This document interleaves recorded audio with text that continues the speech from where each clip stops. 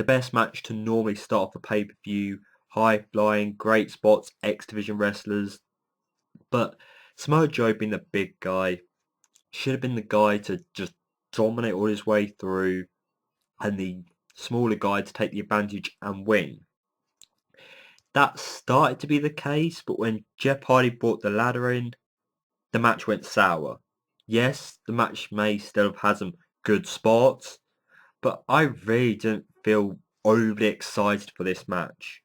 Chris Sabin using the ladder, capturing the championship, and blah blah blah. Chris Sabin, the the ex-world heavyweight champion, now X Division again, back as the champion.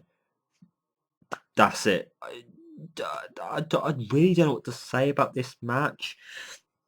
Manic Sabin feud, got that. But no, sorry guys, it didn't really do much for me. Bad Influence then cut a promo saying why they should be added to the tag team championship match because they're the best tag team this company has, which by the way TNA, they have a really strong point there. But you know, out comes Eric Young saying you better run, and out comes Abyss. Right, TNA, right. So Joseph Parks gets all bloody and, you know, that brings out the Abyss character. But why are we meant to care about Joseph Parks? Why are we meant to care about Abyss when he disappears when he wants, comes back when he wants, and there's no real storyline to the Abyss character anymore? And, you know, when I saw Abyss, the character who I was hoping would have came back through a Joseph Parks storyline, but it's not really a storyline. It's just, oh, whenever we need him, let's add him back. I saw basically Kane and Daniel Bryan here. That's basically what they're reenacting here, but just not in that kind of way.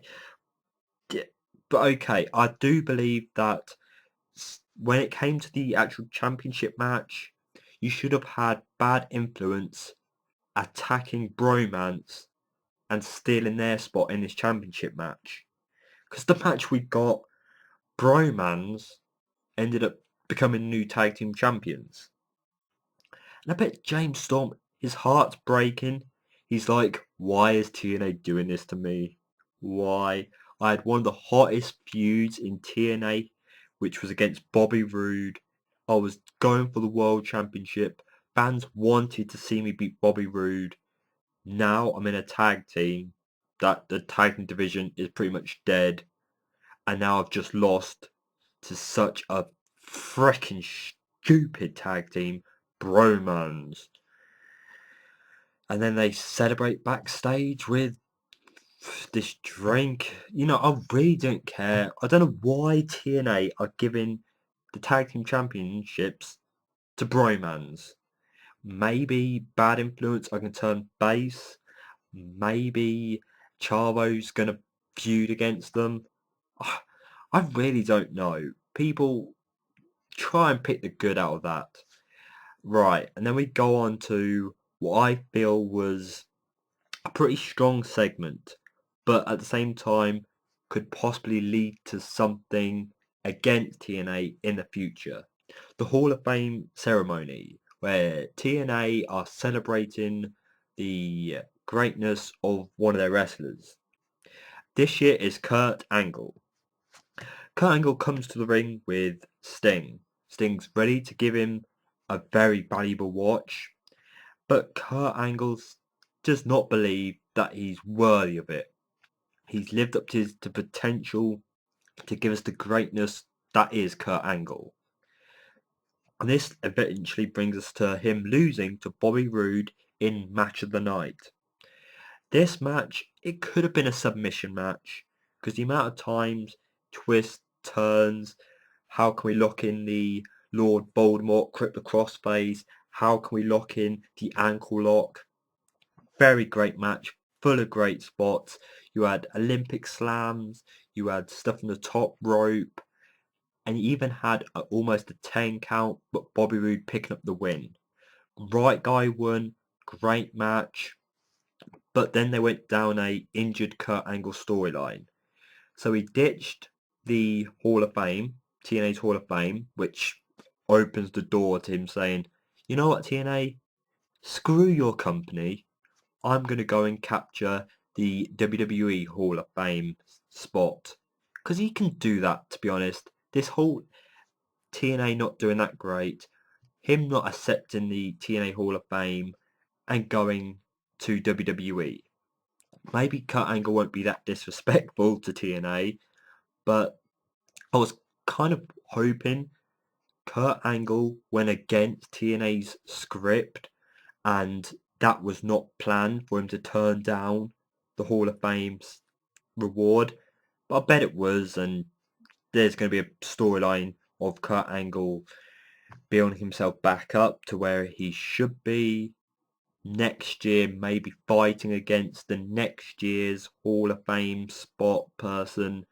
I don't know, could be quite interesting. Kurt Angle to fight against next year's Hall of Famer to claim the Hall of Fame spot. I don't know how they're going to do it, but match of the night. Then we get to ODB, Gail Kim, and Tara. No, I wish it was, but no, it was Brooke. See, my attention to this is not really there. But this match, the highlight was, ODB doing almost a Samoa drop to both knockouts. But, Gail Kim picks up the win thanks to Lady Tapper. The Lady Tapper character, she did it so well. She comes down, takes out ODB with a massive big boot, takes down Brooke, which I was surprised. I thought Brooke was a heel, Tapper was going to be heel, but I was kind of thinking, okay, you're taking out the good, you're taking out the bad. But when she joined forces with Gail Kim, I was so against it. I'm sorry. Gail Kim does not need Tapper, not at all.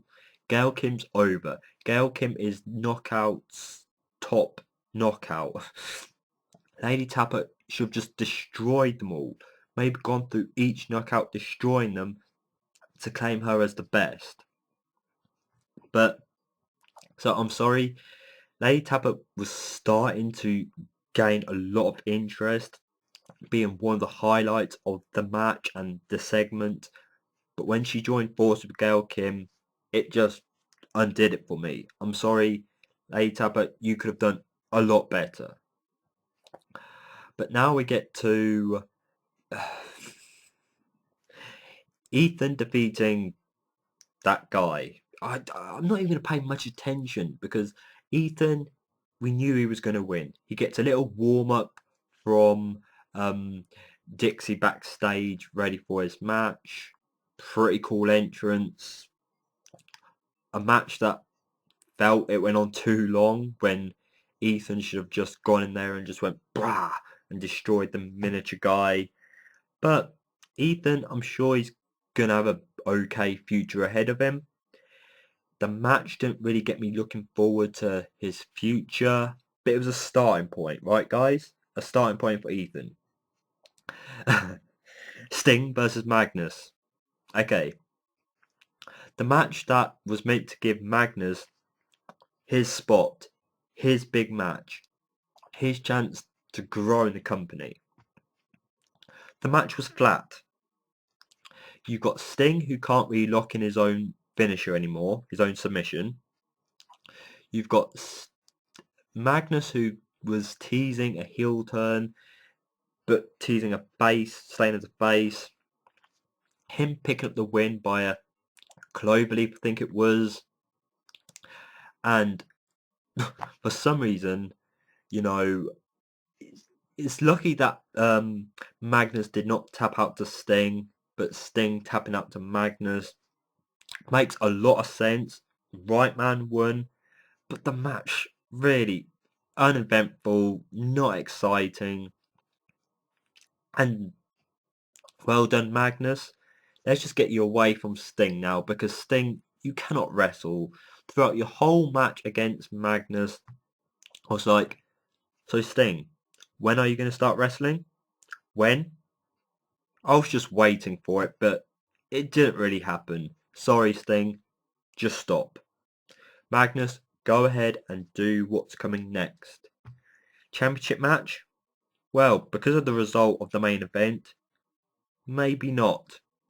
Because in the main event, we had the Aces and Eights, or Buddy Ray, wanting to reborn the Ace and Eights, build them back. You thought we were dead? Well, think again.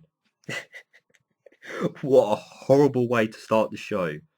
Bromans winning both the number one contender and then winning the championships. Buddy Ray saying the Ace and Eights are not dead, and the Ace and Eights coming out to help Buddy Ray, but not getting the job done. Buddy Ray showing how much of a great heel he is, strips the ring, shows the bare wood, and there's spot after spot after spot. But we have AJ coming up from all of them, pretty much, showing that he's becoming the super dog, You know, Dixie, I'm unbeatable. I've just beat your World Heavyweight Champion. I'm now your champion. Give me a contract. I'm back. I'm back at top of TNA. Buddy Ray, yes, he'd probably get his rematch and lose. Because I don't think they're going to switch the championship again. With the whole Chris Sabin losing it quickly. AJ losing it so quickly. I doubt it. But sorry guys, I'm trying to get through this quickly because the pay-per-view Bound for Glory, you got 4 pay-per-views in a year, and this one did not feel as special. Worthless mortals, I'm back.